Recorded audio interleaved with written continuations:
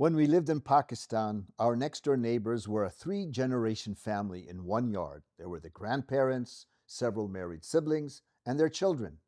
And the grandfather walked his young grandchildren to the market for ice cream. And these children, they just adored Baba. He was like a loving king to them. Now, the children's own father, although he was 40 years old himself, he continued to respect and even obey his 65-year-old father, who was long retired by now. An interesting family to observe. Welcome to our course, Appreciating One Another's Cultures, Module number 8, Place of Intimacy, Family, and Food. In this lesson, we focus specifically on family life in different cultures. We touched on some of this in the module on individualist and communal cultures, but we will go into much more detail. And then we'll talk about how families eat differently with each other and with outsiders, depending on their cultures. Now we know that the definition of family in many parts of the world is going through a huge revolution in recent years. Specifically, the understanding of marriage, sexual relations, and gender identity. Now, these concepts, though they're very important to discuss, are beyond the scope of this lesson.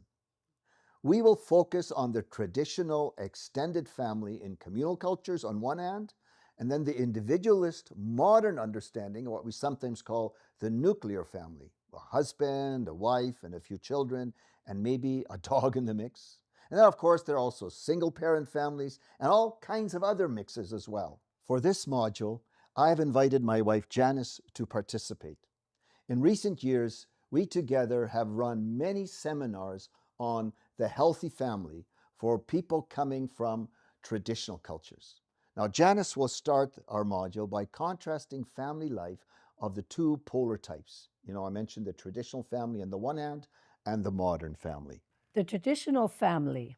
In our family life seminars, I use illustrations to describe the different family cultures. I first describe the average family in a traditional culture. The husband spends most of the day outside the home, in his own world, and the wife and the children, they live in their world at home. Of course, this is a generalization. The husband uses words like I and them. The wife knows very little of who her husband really is or what he does. Their lives are separated from each other, and the husband communicates very little with his wife or the children. He may think to himself, I'm going to work to do my business. I'll meet my friends for tea and go home when I feel like it. There is no need for me to talk with my wife and discuss my plans with her. She has no need to know these things. My wife needs to trust me, honor me, and obey me. Now, it's strange that while traditional families experience healthy relationships as a whole, the husband and wives themselves often do not. There is little communication and trust between the couple. The husband may be cold to his wife and demand she serves him.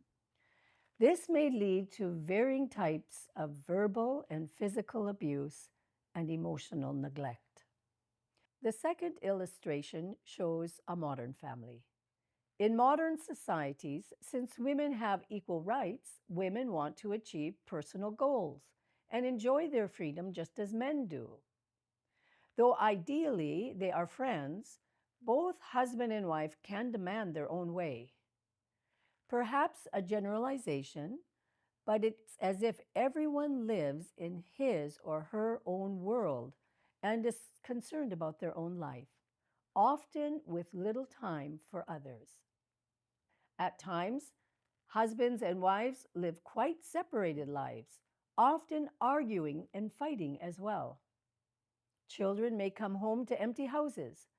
Parents sometimes don't even know what their children are doing or who their friends are or what they watch online. Here too we see mistrust, separation, loneliness, and sometimes divorce becomes a family reality. Thanks, Janice. These two types of families are generalizations at opposite ends of a spectrum. It's better maybe to say that they are two broad categories to help us in our discussions.